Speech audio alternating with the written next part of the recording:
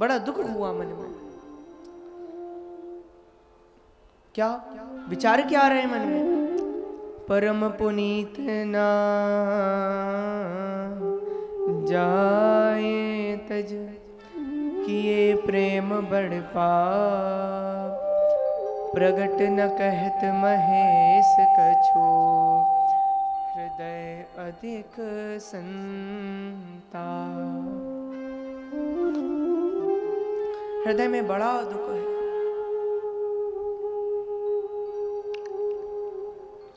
मैं सती को छोड़ भी नहीं सकता, ये परम पवित्र है, पर अगर मैं इन्हें पत्नी रूप में देखूं तो इन्होंने तो मेरी माता सीता का वेश धारण कर लिया, जानकी जी का रूप बना लिया, और अब अगर इन्हें मैं अपनी पत्नी के रूप में देखूंगा तो ये तो अनुचित होगा, इससे तो भक्ति मार्ग ही समाप्त हो जाएगा। शिव जी सोच रहे हैं कि जानकी जी कौन है? जानकी जी हैं मेरे स्वामी राम जी की पत्नी, और इन्होंने उन्हीं का रूप धारण कर लिया। तो मेरे स्वामी की, मेरे राम जी की भार्या को, जो मेरी माता के स्वरूप में है, उनको यदि मैं अपनी पत्नी के रूप में देखूंगा तो ये तो बहुत अनर्थ होगा, बहुत अनुचित होगा। इसलिए उन्होंने तभी भगवान का नाम लेकर मन में एक संकल्प लिया। क्या संकल्प लिया? यही तन सतहि भेंट मोहि नाही, शिव संकल्प कीन मन माही। सती के इस शरीर से, इस रूप से मेरी पति पत्नी रूप में भेंट आज के बाद नहीं हो सकती, ऐसा संकल्प करके भोले बाबा आगे चल दिए। अच्छा, लेकिन शिवजी के इस संकल्प के बारे में ये नहीं कि बस ले लिया और किसी को पता नहीं चला। आकाशवाणी देवी देवताओं को जब ये खबर मिली तो वो लोग तो जय जयकार करने लग गए, हे महादेव, हे भोले बाबा, आपकी जय हो, आपकी जय हो, आपकी जय हो। आपको छोड़कर ऐसी प्रतिज्ञा और कोई नहीं कर सकता, आपकी जय हो, आपकी जय हो, जय हो, जय हो, जय हो। इस प्रकार जय जयकार हो रही। अच्छा, शिवजी की महिमा है ही ऐसी कि वो तो सबसे अलग हटके ही, उनका तो स्वभाव ही ऐसा है ही दयालु, है ही कृपालु। तो उन्होंने जब इतना बड़ा जब संकल्प लिया हो तो क्यों ना सब उनकी जय जयकार करें, उनकी जय जयकार होने लग गई। अच्छा, लेकिन एक और बात है कि उनकी जय जयकार और सती के इस तरह के कृत्यों के पीछे एक कारण है। क्या कारण है? वो कारण मैं आपको सुनाता हूं, जरा ध्यान से सुनना। आप सभी लोग जानते हैं भोले बाबा का पवित्र महीना आता है, और उस पवित्र महीने में भगवान विष्णु प्रतिदिन उनकी आराधना करते हैं, उनकी पूजा करते हैं। तो भगवान विष्णु प्रतिदिन 1008 कमल उनके चरणों में चढ़ाया करते थे। एक दिन शिव जी ने देखा कि देखो विष्णु भगवान कितने मन लगा करके पूजा करते हैं, जरा मैं कुछ परीक्षा लेकर तो देखूं क्या करे, ये सब क्या है, इसके पीछे उनका भाव कैसा। तो उन्होंने उन 1008 कमलों में से एक कमल को गायब कर दिया। अच्छा, जब आखिरी कमल चलाने की बारी आई और एक पुष्प गायब निकला तो विष्णु भगवान आश्चर्य में पड़ गए कि मैंने तो पूरे पूरे लिए थे, कहाँ चले गए। अब मैं भोले बाबा को कैसे चढ़ाऊं, कैसे मेरा व्रत पूर्ण होगा, मैं पूजा में बैठ चुका हूं, उठूंगा कैसे, किस तरह भोले बाबा को प्रसन्न करूं।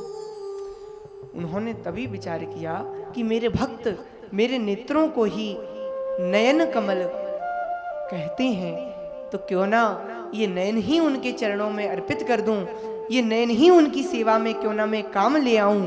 तो उन्होंने देर नहीं लगाई और विष्णु भगवान ने अपनी एक आंख निकाली और शिवजी के चरणों में समर्पित कर दी। भोले बाबा प्रसन्न हुए, प्रकट होकर के बोले, वाह विष्णु भगवान वाह, मैं देखते ही गदगद हो गया, क्या भक्ति है आपकी, क्या भक्ति है। मान गया, मान गया, आप मेरी परीक्षा में पास हो गए। अब आप मेरी भी परीक्षा लो, मैं भी आपकी परीक्षा में पास होना चाहता हूँ। विष्णु भगवान बोले, हे भोलेनाथ, हे देवादिदेव महादेव, मैं आपको बहुत अच्छे से जानता हूँ, मुझे पता है आपको किसी परीक्षा की आवश्यकता नहीं है, आप मुझसे बड़ा प्रेम करते हो, तो जब आपको आवश्यकता ही नहीं तो फिर मैं आपकी परीक्षा भला क्यों लूं? इसलिए आप कोई चिंता मत करो, मुझे कोई शक नहीं है आपकी भक्ति पर, आपके प्रेम पर। ऐसा कहकर चले गए। अब शिव जी को ये बात मन में आई कि हो ना हो, कुछ ना कुछ तो गड़बड़ है, जरूर मैं परिपक्व नहीं हुआ, तभी विष्णु भगवान मेरी परीक्षा लेने के लिए अभी तैयार नहीं है। इस बात को लेकर उन्हें बड़ा दुख, बड़ी गिलानी हुई। अच्छा, उनके दुख को किसने देख लिया, किसने समझ लिया? सती ने पहचाना।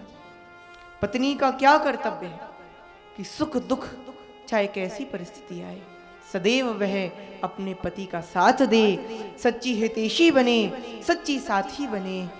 तो माता सती ने कहा, अब तो मेरा एक ही लक्ष्य है कि मैं अपने पति के प्रसन्नता को किस तरह वापस लाऊं, किस तरह उनका दुख दूर करूं। तो ये सब जो कृत्य उन्होंने किए हैं, ये सब इसलिए किए हैं ताकि भोले बाबा उनकी खोई हुई रौनक वापस आ सके। क्यों? क्योंकि जब उन्होंने सती को त्यागा और सती का परित्याग होते ही, संकल्प पूर्ण होते ही, दूसरी तरफ जय जयकार होने लगी, वाह महादेव, आपको छोड़कर ऐसी प्रतिज्ञा कोई नहीं कर सकता, आपने काम ही ऐसा कर दिया, और जब निराला आपने काम किया तो भगवान विष्णु भी कह उठे कि हे भोलेनाथ, आपकी जय हो, आपकी जय हो। आपको मुझसे कितना प्रेम है कि केवल एक बार माता जानकी का भेष बनाने के कारण आपने सती सावित्री, श्री माता सती का, जगदम्ब के मां भवानी सती का परित्याग कर दिया। तो अब तो मुझे कोई शक नहीं है, कोई शंका नहीं है, आप ही मेरे सबसे बड़े प्रेमी हो, मेरे सबसे बड़े आप ही सच्चे भक्त हो। इस बात को प्रूफ कर लिया, और जब ये बात प्रूफ्ड हो गई तो शिव जी को भी प्रसन्नता हुई। और दूसरी तरफ माता सती की जो मनोकामना थी कि मैं अपने पति को प्रसन्न कर सकूं, पूर्ण हो गई। देखा आप लोगों ने, जगदम्ब के मां भवानी ऐसा सब क्यों कर रही है? हमें शिक्षा दे रही है, सीख दे रही है, उनसे हमें सीखना चाहिए। और इस सब को सुनने के बाद, इन सब कथाओं का श्रवण करने के बाद भी अगर हम वैसे के वैसे ही, ज्यों के त्यों ही बने रहे और जीवन में भगवत भक्ति, भगवत सेवा का स्वभाव, भगवत नाम का धन जीवन में नहीं अपनाया, तो फिर ये जीवन किस काम का? और ऐसा होता है, और जब संसार से धक्के खा लेते हैं तब लोग परेशान होते हैं, तब रोते हैं, और ऐसे लोगों को संत लोग सीख देते हैं, समझाते हैं। क्या कहते हैं? क्या सोच करे पागल मनवा, क्या सोच करे पागल मनवा, जो बीत गया सो बीत गया, क्या सोच करे पागल मनवा, जो बीत गया सो बीत गया। इस झूठे खेल का मूल ही क्या, कोई हार गया कोई जीत गया। इस झूठे खेल का मतलब क्या, कोई हार गया कोई जीत गया।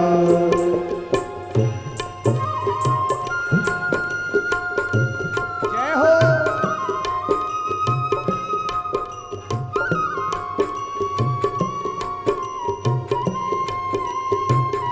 अच्छा, संसार में व्यक्ति अपेक्षाएं बहुत रखता है। ये मेरे लिए ये करे, ये मेरे लिए ये करे, मेरे साथ ऐसा हो, मेरे साथ वैसा हो। और कभी कभी ऐसा होता है कि वो ऐसा वैसा के चक्कर में कहीं का नहीं रहता और बाद में खुद का ही संतुलन खो बैठता है। मुझे तो एक बार की बात याद आती है। एक बार एक व्यक्ति ट्रेन से कहीं जा रहा था, तो उसको ट्रेन से जाते देख आवाज आई, मत जाओ ट्रेन से, मत जाओ मत जाओ, ट्रेन टकरा जाएगी, पलट जाएगी, पटरी से उतर जाएगी, मत करो मत करो। फिर उसने देखा कहाँ से आ रही है आवाज, देखा तो कहीं पता नहीं कहाँ से आई। फिर वो व्यक्ति गाड़ी से जाने लग गया।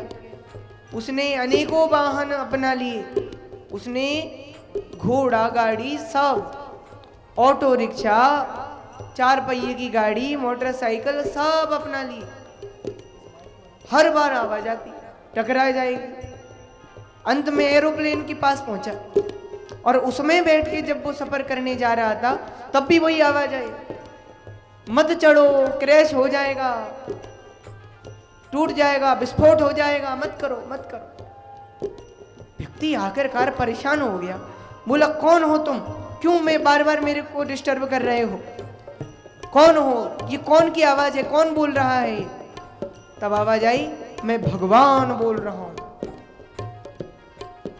ईश्वर, मैं तुम्हें समझा रहा हूं, तुम्हारे भले की बात कर रहा हूं, संभल कर रहो, सावधान रहो। तो उस व्यक्ति ने क्या कहा, अच्छा, बहुत अच्छा, आप अभी तो बहुत अच्छी बातें बता रहे हो, अभी तो कह रहे हो सावधान हो जाओ, संभल जाओ।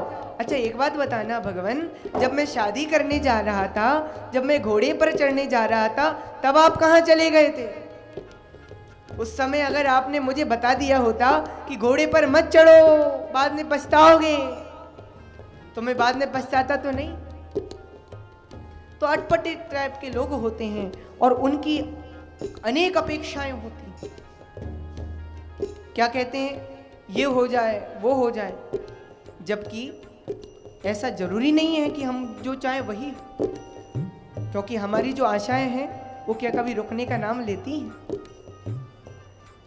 हम चाहे वही हो जरूरी नहीं, हम चाहे वही हो जरूरी नहीं, हम चाहे वही हो जरूरी नहीं, हम चाहे वही हो जरूरी नहीं, आशाएं कभी होती पूरी नहीं, आशाएं कभी होती पूरी नहीं।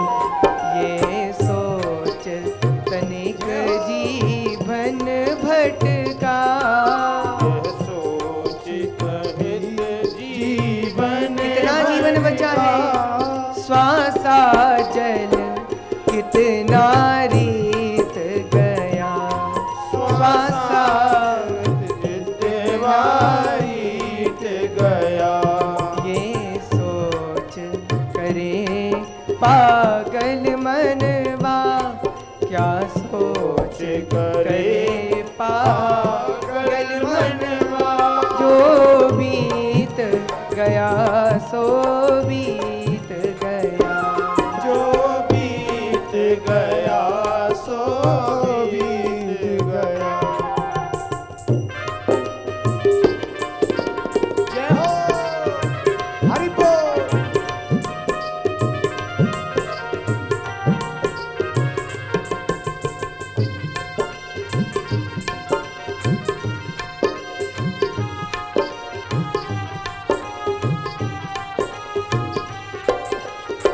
जय हो प्रभु प्रेम पीयूष पिया जिसने, प्रभु प्रेम पीयूष पिया जिसने।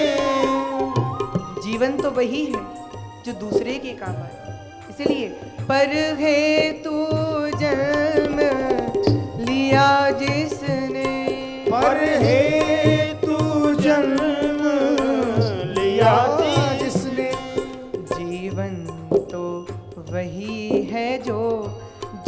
जन के। जीवन तो वही है जो जन जन के। मृदु अधरों का बन मीत गया, मृदु अधरों का बन मीत गया। क्या सोच करे पागल मनवा, जो बीत गया सो बीत गया। क्या सोच करे पागल मनवा, जो बीत गया सो बीत गया। हो जो बीत गया सो बीत गया। हो जो बीत गया सो बीत गया।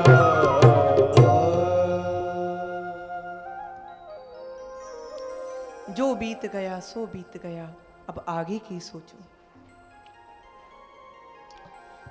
भोलेनाथ करुणा के अवतार, कर्पूर गौरम करुणावतारम, संसार सारम संसार सार, भुजगेंद्र हारम। एक बार की बात है, एक बार तमाम सांप बिच्छू पहुंच गए भोले बाबा के पास और बोले, भोले बाबा हम बड़े परेशान हैं। शिव जी बोले, क्या बात है भैया बताओ, मैं तुम्हारी परेशानी ताकि दूर कर सकूं। तो उन्होंने थोड़ा बताया कि हमारी परेशानी का कारण यह है प्रभु कि हम संसार में रह ही नहीं पाते। कहा कैसे? कहा प्रभु आपके भी कंठ में जहर है, हमारे मुंह में भी जहर है, पर आपकी तो सब पूजा करते हैं और हम तो उन्हें दीख भर जाएं इतने में ही हमें कुचल कुचल के ही सब मार डालते हैं। हे प्रभु हम बड़े परेशान हैं। भगवान बोले, एक काम करो, सब मेरे पास आ जाओ, जिसके लिए सबके द्वार बंद हैं मेरा द्वार सदैव खुला है उसके लिए। और भोलेनाथ ने, करुणा अवतार भोलेनाथ ने उनको अपने शरीर का आभूषण बना लिया। भुजगेंद्र हारम भोले बाबा कहलाए, भुजंगों को भी धारण किया। इसलिए तो आता है इस श्लोक में, इन पंक्तियों में, कर्पूर गौरम करुणावतारम संसार सारम भुजगेंद्र हारम सदा वसंतम हृदयारविंदे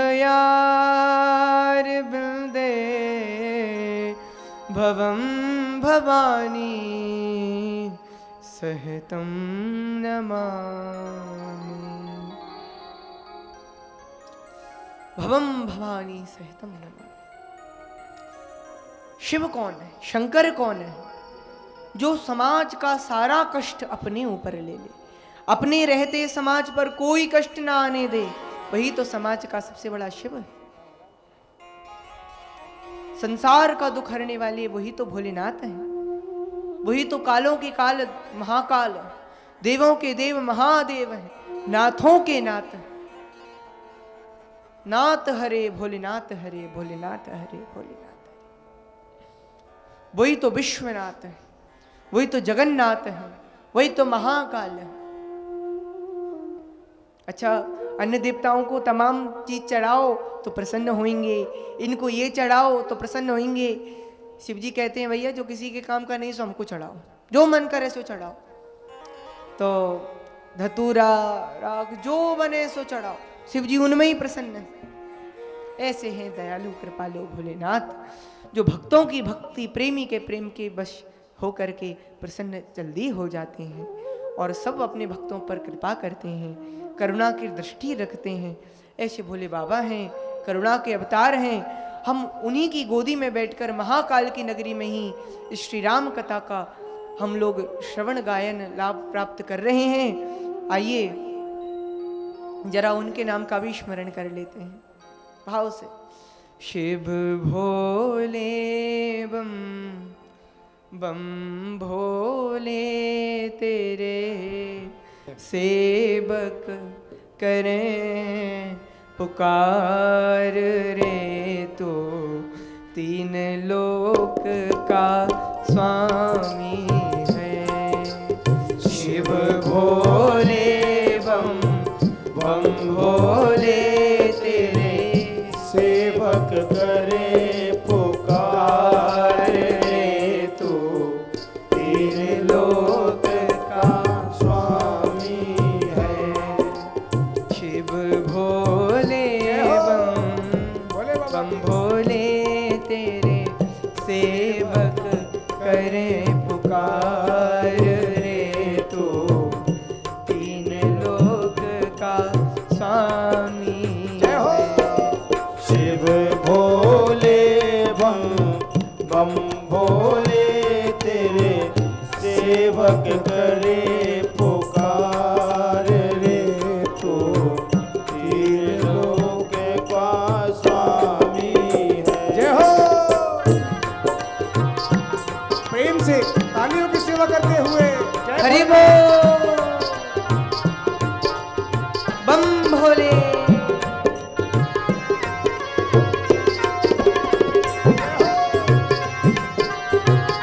जय महाकाल।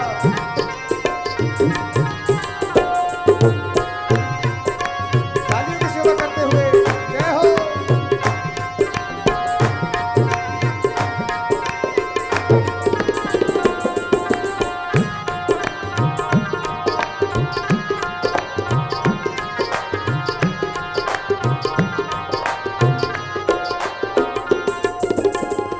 देवों में तू महादेव है बाबा ओ गणदानी।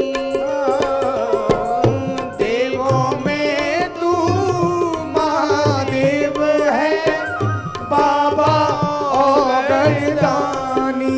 हे महाकाल ब्रह्मा विष्णु महिमा गावे माया कोई न जानी ओ बाबा माया कोई न जानी। जय हो। भंग के गोले चढ़ते बम भोले बहे दूध की सर से धार रे तो तीन लोक का स्वामी है। जय हो। शिव भोले बम बम बम भोले तेरे सेवक करे पुकार रे। गाइए जय हो तीन लोक का स्वामी। जय हो बम भोले। तीन लोक का स्वामी है। तीन लोक का स्वामी है तो तीन लोक का स्वामी है। बोलो शिव शंकर महाकाल भगवान की जय हो। हनुमान जी महाराज की जय हो। श्री रामचंद्र भगवान की जय हो। बोलिए शाश्वत जी महाराज की जय हो। इसके बाद माता सती ने भी बार बार प्रश्न किया कि प्रभु क्या कारण है, आपने ऐसी कौन सी प्रतिज्ञा कर ली जो ये देवी देवता भी आपकी जय जयकार कर रहे हैं, आपका नाम बार बार ले रहे हैं, क्या बात है। तो शिव जी ने कुछ नहीं कहा। बाद में सती भी माता जग जननी है, जगदम्बिके माँ भवानी है, वे भी पहचान गई कि मैंने राम जी की परीक्षा जानकी जी के रूप में ली और स्वामी से झूठ बोला, निश्चित ही स्वामी ने मेरा त्याग कर दिया है। बात मन में आते ही बड़ी गिलानी हुई। इसके बाद भोले बाबा ने जब वापस लौटते हुए जब सती को उन्होंने दुखित देखा तो मार्ग में कुछ हरी कथाएं वो सुनाने लगी। इसके बाद बरनत पंत विविध इतिहासा विश्वनाथ पहुँचे कैलाश। शंकर सहज स्वरूप समारा लागे समाधि अखंड अपारा। कैलाश पर्वत पर भोले बाबा पहुंचते ही अपने रूप को संवारते हुए प्रतिज्ञा को याद करते हुए अखंड समाधि लगा लेते। उनकी समाधि लगाते ही सती और दुखित हो गई, विचार करने लगी, हे प्रभु, हे नारायण, अब तो ये मेरा शरीर जल्दी ही छूट जाए जिससे मुझे इस विपत्ति से शीघ्र छुटकारा मिल जाए। महानुभावों, दक्ष सुता सती इतनी दुखी हैं जिसका वर्णन नहीं किया जा सकता। उनकी पुकार भगवान ने सुनी और परिणाम क्या हुआ ये देखिए।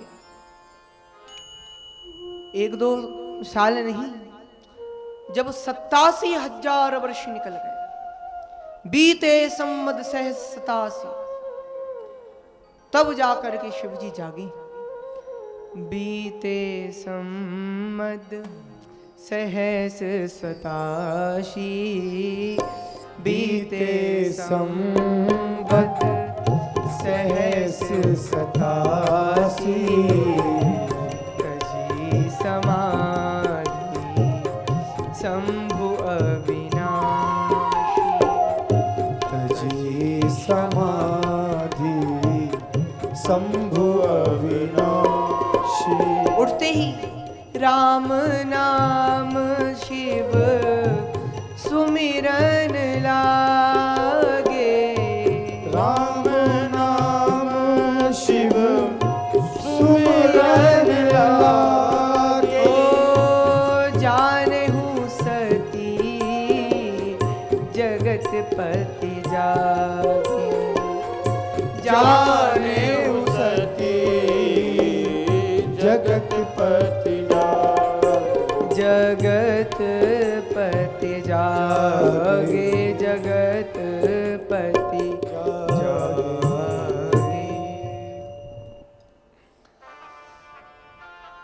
सती समझ गई जगत के स्वामी जाग गए हैं। पास जाकर के प्रणाम किया तो सन्मुख शंकर आसन दिए। सती को जब बैठने के लिए आसन देने की बारी आती है तो वैसे तो पत्नी को बाईं ओर पत्नी का स्थान होता है, बिठालना चाहिए वहाँ।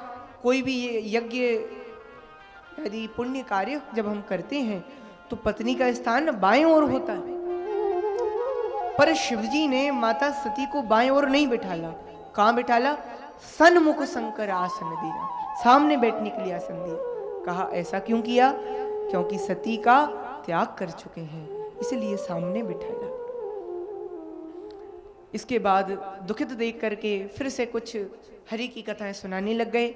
उधर दूसरी तरफ सती के पिता दक्ष को भगवान ब्रह्मा जी ने प्रजापतियों का नायक राजा बना दिया, जिसका दक्ष को अभिमान हुआ और इस अभिमान के कारण उसने एक बड़ी यज्ञ का भी आयोजन रखा। सबको बुलाया, सबको निमंत्रण दिया, लेकिन शिवजी और माता सती को बिल्कुल नहीं बुलाया। किसी के द्वारा खबर पहुंचाए वो भी नहीं, कोई पत्र पहुंचाए वो भी नहीं, बिल्कुल भी नहीं। अब अनेक प्रकार से देवी देवता अपने अपने विमान सजा रहे हैं और दक्ष प्रजापति के यज्ञ की ओर जा रहे हैं। यज्ञ की ओर प्रस्थान करते हुए जाते हुए रास्ते में जब वो हिमालय और कैलाश पर्वत की ओर के पास से निकल रहे थे तो सती जी ने विमानों को देख लिया और पूछा, शती बिलो के व्योम विमाना, जात चले सुंदर विधि नाना। पूछे हूँ शिव तब कहूँ बखानी। पूछा भी, स्वामी विमान कहाँ जा रहा है? तो पिता यज्ञ सुनी कछु हर्षानी। शिव जी ने बताया कि ये आपके पिता ने यज्ञ का आयोजन रखा है, ये सब के सब वहीं जा रहे हैं। सुनते ही सती उत्साहित हो गई। मन में विचार आया, क्यों ना मैं पिता से मिल आऊं, बहुत दिनों से बैठी हुई, मिल तो आऊंगी ही, साथ ही साथ अभी मुझसे शिवजी थोड़े रुष्ट हैं, गुस्सा हैं, कुछ समय दूर रहूंगी तो हो सकता है उनका क्रोध थोड़ा कम हो जाए, तो मैं स्वामी से पूछकर यहाँ से प्रस्थान करूं। ऐसा मन में विचार करके पूछने लग गई, स्वामी आपकी आज्ञा हो तो क्या मैं कुछ दिन अपने पिता के घर जाकर के रह लूं? तो शिवजी ने क्या कहा, नहीं को अस जन्मा जग माई, प्रभुता पाए जाए मदनाए। यद्यपि मित्र प्रभु पितु गुरु गेहा, जाए बिनु बो लेना संदेहा। यद्यपि मित्र स्वामी पिता गुरु के घर बिना बुलाए भी जाओ तो कोई दोष नहीं, पर तदपि विरोध मान जह कोई, तहाँ गए कल्याण न होई। जहां कहीं भी कोई अपना विरोध मानता हो, भोलेनाथ कह रहे हैं मेरी समझ में ऐसी जगह पर कभी भी नहीं जाना चाहिए, बिल्कुल मत जाओ। लेकिन सती कहाँ मानने वाली। लाग नवर उपदेश जदपि कहूं से बार बहूं, बार बार समझाने पर भी जब नहीं मानी तो दिए मुख्य गण संग तब विदा कीन त्रिपुरार। अपने मुख्य गणों को साथ करके विदा किया और विदा करते वक्त उनके जो वस्त्र हैं सारे के सारे कपड़े लत्ते साथ में ही भेज दिए। क्यों? शिव जी को पता है अब इन्हें लौट कर तो आना नहीं है इस रूप में, तो इनके कपड़े लत्तों का मैं क्या करूंगा। तो इन्होंने सारे कपड़े उनके साथ में भेज दिए और अपने कुछ विश्वास पात्र मुख्य गणों के साथ करके उनको विदा किया। और अब हम देखते हैं कि जब सती पिता के घर पहुंचती हैं वहां कैसा माहौल है, वहां किस तरह का उनके साथ बर्ताव किया जाता है, किस तरह का होता है, आइए देखते हैं।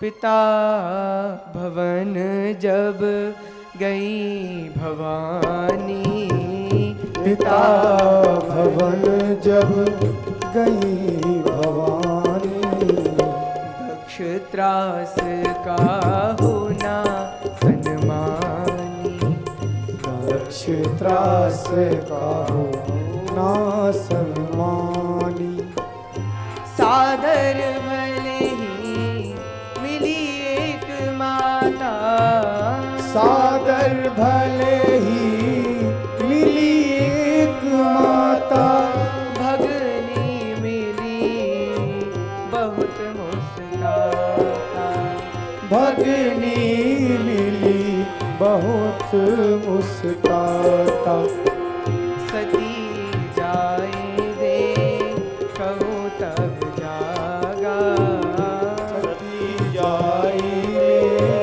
तब तक जागा, कतहु नदीक शंभु कर भागा, कतहु नदी को शंभु कर भागा, शंभु कर भागा। सती जी ने जब पिता के घर पहुंचते ही इधर उधर नजर डाली तो क्या देखा, दक्ष के डर के मारे किसी ने भी दक्ष त्रास काहू न सन्मानी, कोई ने स्वागत नहीं किया। फिर केवल माता ही प्रेम पूर्वक मिली, क्योंकि माँ ही है जो चाहे कैसी संतान हो सदैव उसको प्रेम करने का स्वभाव उसके पास। सती की जो बहनें थीं, उसकी जो सखियां थीं, वे तो उनसे बड़ी मुस्कुराती हुई मिली, मजाक करती हुई मिली, हंसते हुए मिली और क्या कहती हुई मिली, देखो सखियों देखो, बिना बुलाए वाले अतिथि आ गए अतिथि, पाहुणा आ गए पाहुणा, मेहमान आ गए मेहमान, बिना बुलाए वाले। इस तरह की जब चर्चा उनके साथ हुई तो उन्हें ज्यादा बुरा तो नहीं लगा, पर जब उन्होंने यज्ञशाला में जाकर देखा, सती जाए देखूं तब जागा, कतऊ नदी का शंभु कर भागा। छोटे से छोटे देवता का स्थान है पर शिवजी का स्थान नहीं। यह देख करके सती को बहुत गिलानी हुई।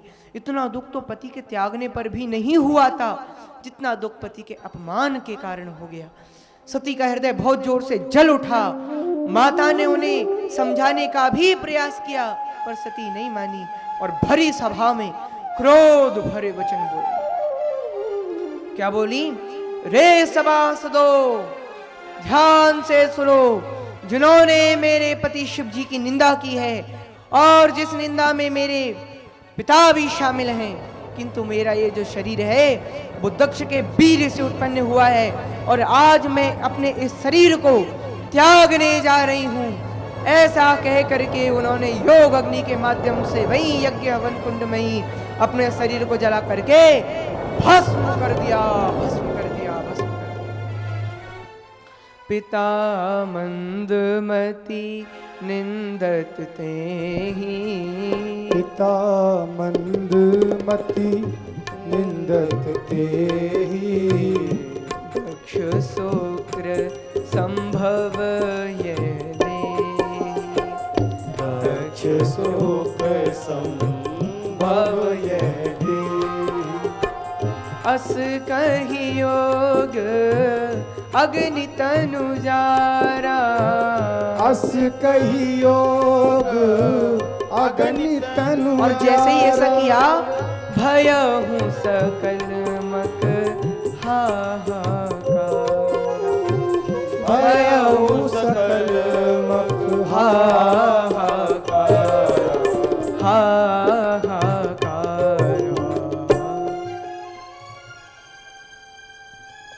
सती ने जैसे ही अपने शरीर को नष्ट किया, चारों ओर हाहाकार मच गया।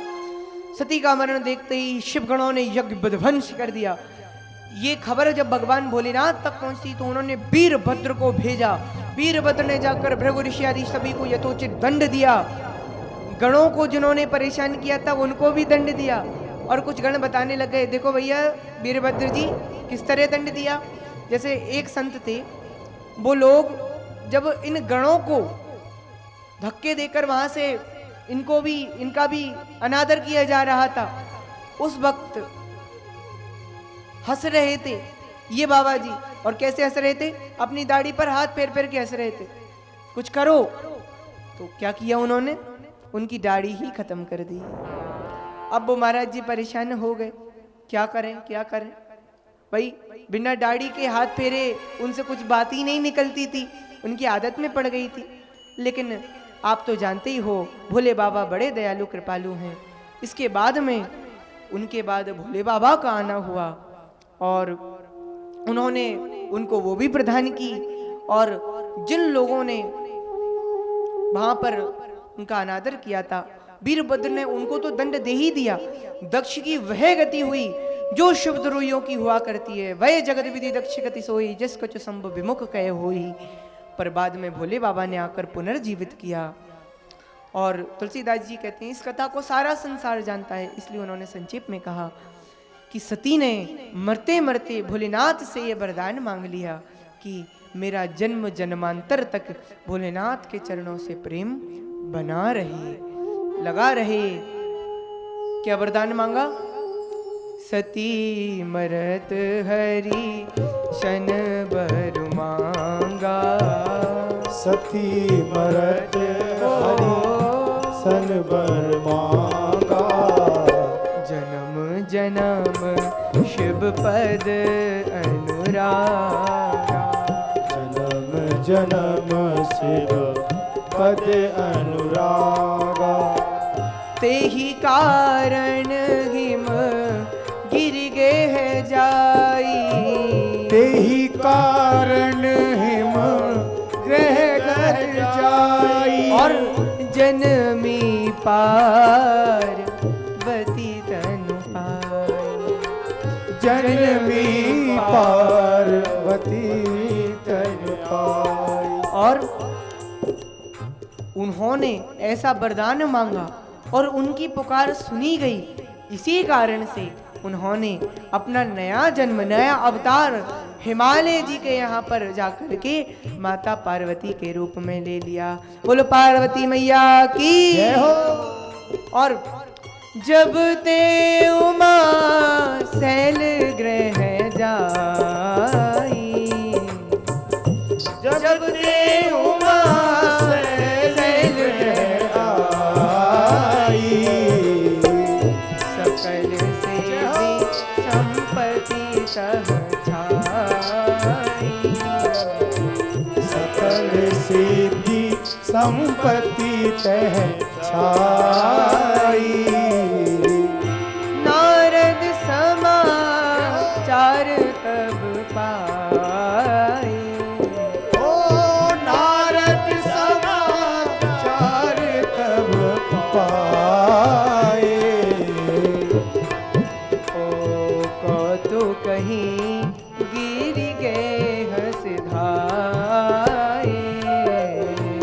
ओ तू कही गिर गए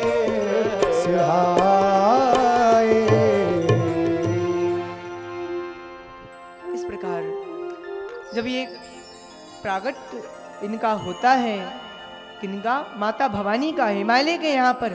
तभी से वहाँ पर सारी रिद्धि सिद्धि संपत्तियाँ छा गई हैं। पर्वतराज के यहाँ पर मानो रोजाना नए नए मंगल उत्सव हो रहे हैं। और यही नहीं, जब नारद जी को खबर मिली तो माता भवानी के बाल स्वरूप के दर्शन करने के लिए जब उनके मन में इच्छा जागृत हुई तो उनसे रहा ना गया और वो पहुंच ही गए। और जब नारद जी से भेंट हुई हिमालय राज की तो उन्होंने उनका स्वागत सम्मान किया और बाद में माता भवानी के भी दर्शन कराए। और हिमालय राज ने उनसे कहा कि हे नारद जी, आप विद्वान हो, अंतर्यामी हो, आप इस मेरी कन्या के भविष्य के बारे में, इसके वर के बारे में, इसके गुण दोष के बारे में बताने की कृपा कीजिए। तो नारद जी बड़े प्रसन्न हर्षित होकर, गदगद होकर के वर्णन कर रहे हैं। क्या कह रहे हैं? वे कह रहे हैं कि हे हिमालय राज, आपकी पुत्री गुणों की खान, कोई अवगुण की तो आप बात ही ना कीजिए। सुंदर सहज सुशील सयानी, नाम उमा अंबिका भवानी।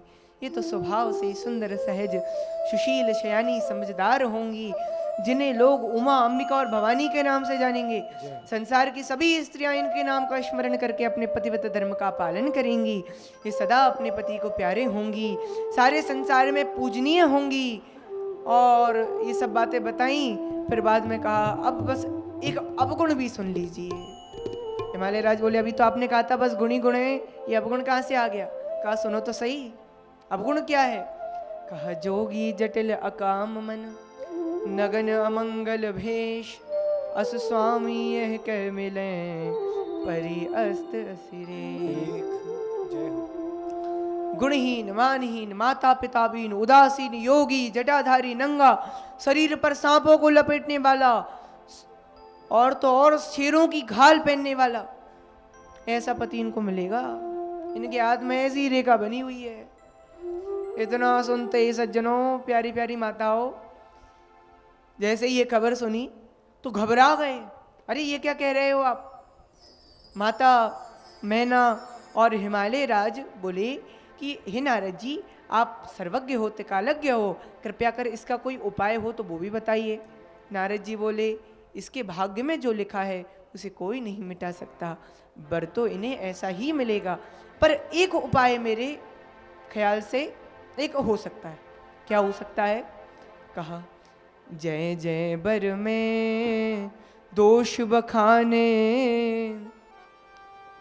जो जो मैंने बर के दोष बखान किए हैं, जय जय बर के दोष बखान, तो वो सारे के सारे दोष अवगुण ते सब शिव पही में अनुमाने, वो सब मेरे अनुमान से शिव जी में भी हैं। तो यदि इनका विवाह शिव जी से हो जाता है तो क्या होगा?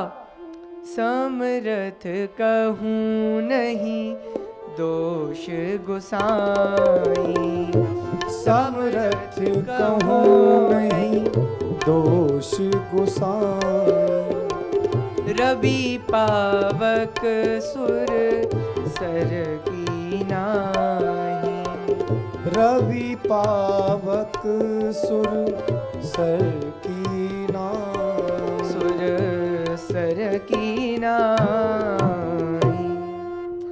सूर्य, अग्नि और गंगा की तरह समर्थ को कोई कभी दोष नहीं देता। इसीलिए यदि इनका विवाह शिव जी से हो जाए तो दोषों को भी लोग गुण के समान ही मानेंगे। क्यों? क्योंकि शिव जी की महिमा ही ऐसी है। और तो और एक और बात सज्जनों यहां पर आती है। उदाहरण के तौर पर मैं आपको बताना चाहूंगा कि रवि पावक सुर सर की नहीं, यहां पर उदाहरण दी गए 3। कौन से? एक तो सूर्य का, एक अग्नि का और एक सुरसरी का।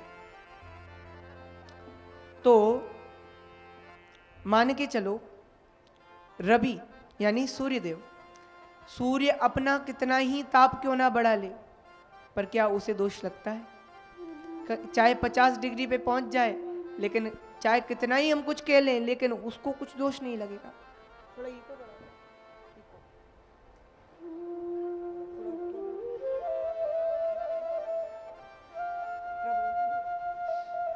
रवि पावक सुरसर की नहीं।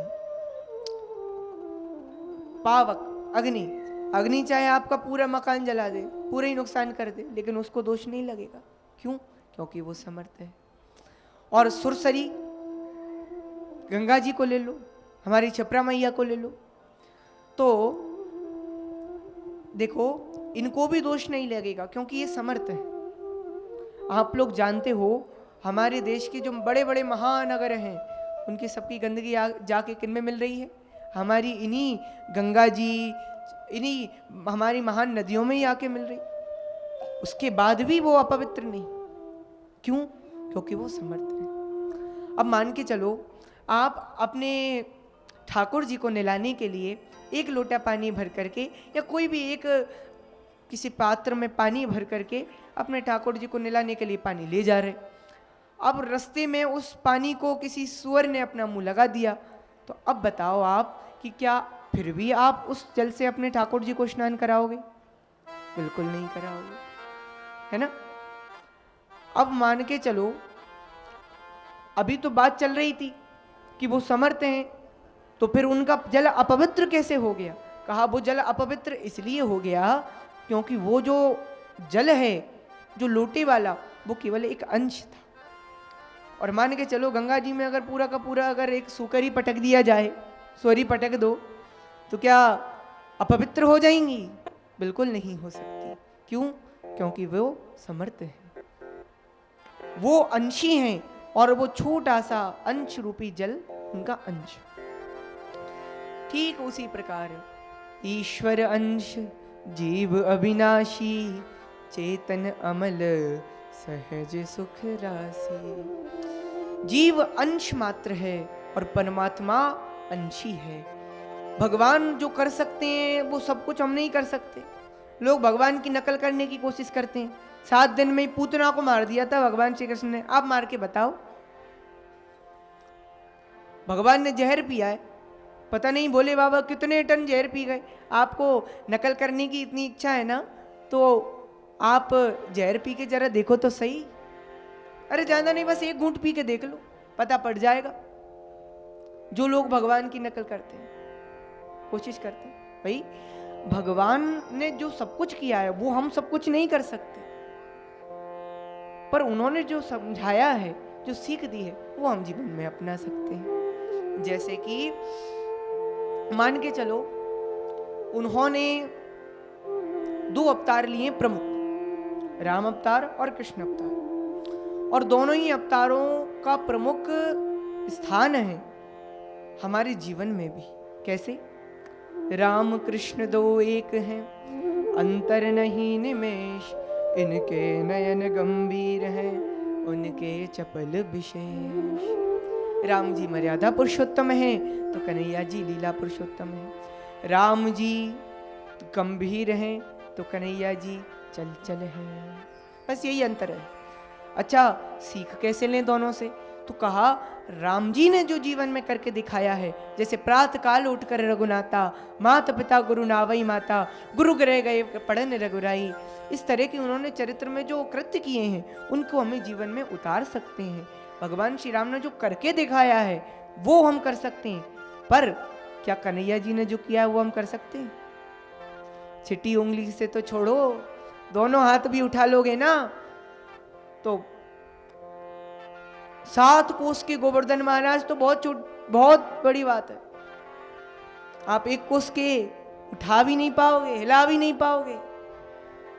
इसीलिए राम जी ने जो किया है वो हम कर सकते हैं, और श्री कृष्ण भगवान ने जो कहा है, जिस तरह गीता में ज्ञान दिया, जिस तरह और उनके जीवन में उन्होंने ज्ञान दिया, शिक्षा दी, वो हम जीवन में अपना सकते हैं। जैसे एक शिक्षा तो उन्होंने क्या दी है, लगभग 125 साल की उम्र तक भगवान श्री कृष्ण इस धराधाम पर रहे, और इतनी उम्र तक में आपने कभी सुना एक बार भी कि भगवान का मुंह लटका हुआ है, भगवान उदास है, हर समय मुस्कुराते रहते हैं। क्या सीख मिलती है? कि हमें हर परिस्थिति में जीवन की मुस्कुराते रहना चाहिए, हंसते रहना चाहिए, और केवल खुद ही नहीं हंसते रहना चाहिए बल्कि दूसरों को भी प्रसन्नता देना चाहिए। प्यार दो और प्यार लो, यही तो एक जीवन का मूल मंत्र है। इसलिए हम लोगों को अपना ही नहीं दूसरों का भी सोचना चाहिए। औरों के लिए मतलब खुद के लिए रोने वाले जरा मुस्कुराना सीख ले, औरों के दुख दर्द में जरा काम आना सीख ले। और जो आनंद जो मजा औरों को खिलाने में है वो आप खाने में नहीं, जिंदगी में तो किसी के काम आना सीख ले, किसी के काम आना सीख ले, यानी जीवन को जो दूसरे के लिए जिया जाए वो जीवन है। अन्यथा तो जीव जंतु भी अपना जीवन जी रहे हैं, उनमें और हम में अंतर क्या है? जो परमार्थ के लिए जो जीवन है, जो किसी लक्ष्य को लेकर कि हम इनकी सेवा करेंगे, हम इतने लोगों को प्रसन्नता प्रदान करेंगे, इतनों को हम लोग आनंद प्रदान करेंगे, इनके दुख दूर करेंगे, वो जीवन है। ऐसे जीवन को नमस्कार किया जाता है, ऐसे जीवन का अनुसरण किया जाता है। ऐसे हमारे भारत देश में बहुत सारी विभूतियां हुई हैं, महान महान संत हुए जिनके आज भी लोग उदाहरण लेते हैं। इतने बड़े संत हुए, इतने बड़े महात्मा हुए, उन्होंने इतनी सेवा की, इतना बड़ा कार्य किया। और ऐसे संतों की जब बारी आती है, इनके नाम आते हैं, तो एक नाम किसका आता है? निर्वाणी पीठाधीश्वर आचार्य महामंडलेश्वर पद्मश्री विभूषित कैलाश जी मानव का भी नाम आता है। और वो नाम ऐसा नाम है जो इस वक्त सेवा का दूसरा रूप है। यदि हम कहना चाहें तो उन्हें पृथ्वी पर सेवा का दूसरा रूप कह सकते हैं, दूसरा नाम कह सकते हैं। जो कई वर्षों से, एक दो सालों से नहीं, कई वर्षों से सेवा के प्रकल्पों में अपना जीवन समर्पित करते आ रहे हैं, और उन्हीं के द्वारा मार्गदर्शन प्राप्त करके नारायण सेवा संस्थान और सेवा परमो धर्मा ट्रस्ट अनेकों असहाय असमर्थ विकलांग बच्चों की जीवन को संवार रही है, उनको उनके पैरों पर खड़ा कर रही है, और ऐसी सेवा का कार्य कर रही है जो बड़ा ही प्रशंसनीय है। और अब हमारी नारायण सेवा संस्थान से हमारी ये आपसे कुछ कहना चाहती हैं, तो आप जरा इनकी बात को भी ध्यान से सुनिए, फिर हम आगे कथा का श्रवण करेंगे। राधे राधे। व्यासपीठ को कोटि कोटि नमन। दोनों हाथ ऊपर उठा के कहेंगे राधे राधे, जय जय श्री राधे। क्या बात करे इस दुनिया की, हर शख्स के अपने अफसाने हैं। जिसे हम देखते हैं उसे हम अनाथ कहते हैं, और जिसे कभी देखा तक नहीं उसे हम दीनानाथ कहते हैं। परमात्मा को हम दीनानाथ कहते हैं, पर उस परमात्मा के स्वरूप घटघटवासी जो प्रभु हर जीव में बैठा है, उन लोगों में, उन जीवों में उस नारायण का दर्शन अगर किसी ने किया तो परम पूज्य गुरुदेव डॉक्टर कैलाश जी मानव जी ने, आप श्री ने सेवा को परम धर्म बनाया और अपने जीवन का एक विभूषण बनाया।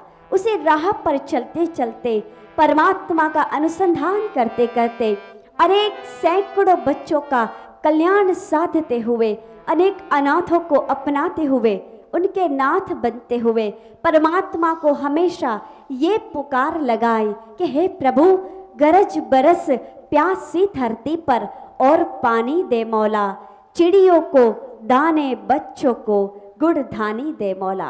अपने लिए तो प्रभु से सब कोई मांग लेते हैं, पर जो दूसरों के लिए मांगते हैं उसे ही हम फरिश्ते कहा करते हैं। डॉक्टर मानव जी ऐसे ही इस धरती पर एक फरिश्ता है, जिनके गोद में सैकड़ों बच्चों ने परिवार पाया, अनेक पीड़ितों ने अपने दुख से निजात पाई। आप जानते हैं अखंड सेवा अविरत चल रही है, जहां असमर्थों का, निशक्त जनों का और दुर्बलों को अपनाया जाता है, परिवार दिया जाता है, और उनकी सेवा करते हुए उनके भविष्य को संवारा जाता है। नारायण सेवा संस्थान में जितने भी बच्चे अनाथ आते हैं, उन सबको हर व्यवस्था सुरक्षा के साथ योग्य शिक्षण प्रदान किया जाता है। इतना ही नहीं, जो चिकित्सा हेतु आते हैं उनको चिकित्सा औषधि के साथ साथ उनके भविष्य का निर्माण करते हुए इस प्रकार उनका जतन किया जाता है कि वो अपने भविष्य को फिर से एक बार सुनहरे स्वप्नों को सजा सके और अपने जीवन को सफलतम बनाते हुए आत्मनिर्भर बन सके। प्रशिक्षण देते हुए, निःशुल्क शिक्षा प्रदान करते हुए उनके समय का सदुपयोग किया जाता है और उनके भविष्य का निर्माण करने का एक पुनः प्रयास किया जाता है। आस्था भजन चैनल के माध्यम से जो भी भक्त जुड़ रहे हैं, लगातार अपना स्नेह बरसा रहे हैं, परम पूज्य शाश्वत जी महाराज जी के सानिध्य में बैठकर अपने जीवन को धन्य बना रहे हैं। प्रभु श्री रामचंद्र जी से प्रीति करते हुए उज्जैन महाकुंभ की इस पवित्र भूमि पर, इस पुण्यदायी धरती पर अपनी सेवा का भाव और अपना सहयोग उन बच्चों के लिए भेज रहे हैं। उनके नाम आदर पूर्वक आप सबके समक्ष रखना चाहती हूँ। आप करतल ध्वनि से जोरदार तालियां बजाकर उनका अभिवादन करें, स्वागत और सत्कार करें। आस्था भजन चैनल से जुड़ रहे भक्तगणों के नाम आदरणीय सुषमा जी तिवारी चंडीगढ़ से एक बच्चे को अपनी सहायता प्रदान करते हुए ऑपरेशन हेतु अपना सहयोग भेजती है। मैम आपका साधुवाद, धन्यवाद। आप सबसे निवेदन है जोरदार तालियां बजा दीजिए। आदरणीय देवेंद्र जी काबरा फरीदाबाद से एक बच्चे के ऑपरेशन हेतु सहयोग भेजकर धर्म के पिता बनने का सुंदर कार्य करते हैं। आप श्री का संस्थान परिवार से हार्दिक अभिवादन और साधुवाद। आदरणीय जयपाल सिंह जी देहरादून से एक बच्चे के सेवात अपना सहयोग प्रदान करते हैं। ऑपरेशन हेतु राशि भेजकर एक बच्चे को अपने पैरों पर उठ चलाने का सुंदरतम कार्य करते हैं। सर आपका बहुत बहुत धन्यवाद और सम्मान की श्रृंखला में आदरणीय बीरेन्द्र सिंह जी यादव ग्वालियर से एक बच्चे को अपना सहयोग भेजकर उसे अपने पैरों पर उठ चलाने का सुंदर कार्य कर रहे हैं। आदरणीय रविंद्र कुमार चतुर्वेदी आगरा से 21,000 रुपये की सहयोग राशि भेजकर अपना भाव प्रकट कर रहे हैं। जोरदार तालियां बजाकर अभिवादन करें। संस्थान परिवार से मैं साधुवाद अर्पित करती हूँ। आदरणीय डॉक्टर राजेंद्र सिंह जी मुरैना से ट्राइसिकल सहयोग प्रदान कर एक बच्चे को सहारा दे रहे हैं, सहायता कर रहे हैं और उससे अपने भविष्य निर्माण करने का अवसर भी प्रदान कर रहे हैं। देवी और सज्जनों, ये सत्संग और कथा की यात्रा अविरत यूं ही एक माह तक चलती रहेगी। चैनल के माध्यम से समूचे विश्व को नारायण सेवा संस्थान से सादर निमंत्रित करती हूँ। पधारिए, क्षिप्रा मैया की गोद पाकर अगर क्षिप्रा मैया का आशीर्वाद पाना चाहते हैं और पुण्य अर्जित करना चाहते हैं तो आज ही संकल्प करें, किसी एक न एक बच्चे को सहायता देंगे, परिवार देंगे, ममता देंगे, कोई रिश्ता देंगे। कोई माता बन जाए तो कोई पिता बन जाए, कोई दादी बन जाए तो कोई दादा बन जाए। आइए, रिश्तों का ये अनूठा संगम और अनूठी डोर से बंधकर हम कुछ जिंदगियों को इस तरह संवारें, कुछ बचपनों को इस तरह निखारें ताकि वे भी परिवार पाकर अपने जीवन को धन्य बना सके। आइए, जहां हम इतनी अल्प आयु में विराजित होकर परम पूज्य शाश्वत जी महाराज जी हमें कथा का रसपान करा रहे हैं, तो क्यों न हम हमारे परिश्रम से पाई हुई धन संपत्ति से थोड़ा थोड़ा ही सही पर भाग उन अनाथ बच्चों के लिए निकालें और उनके जीवन को धन्य बनाएं। आस्था भजन चैनल के भक्तों से निवेदन करना चाहूँगी, अगर आप चाहते हैं उज्जैन कुंभ की इस पावन धरती से जुड़ना, इस अमृत वर्षिणी भूमि से अपना भाव प्रकट करना, तो कृपया डायल करें उन नंबरों को जो लगातार आपके टेलीविज़न स्क्रीन पर दिखाए जा रहे हैं। फिर से एक बार हम भगवत कथा में प्रवेश करें। जब तक आप बने रहिए इसी प्रकार और डायल करके नंबरों को अपनी सेवा का भाव समर्पित करें। जय श्री कृष्ण, जय नारायण। बोलिए श्री रामचंद्र भगवान की जय हो।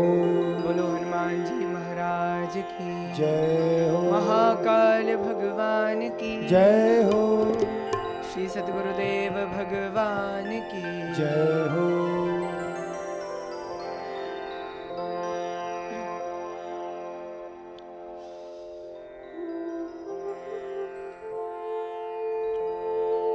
समर्थ को कोई कभी दोष नहीं लगता। ऐसे भगवान भोलेनाथ हैं जिनके आशीर्वाद, जिनके वरदान, जिनके दर्शन पाने से आपकी पुत्री अगर उनसे विवाह भी कर ले तो उसके सारे जितने भी दोष जो बर में हैं वो सब गुण के समान हो जाएंगे। और इस तरह की बातें बताई नारद जी ने।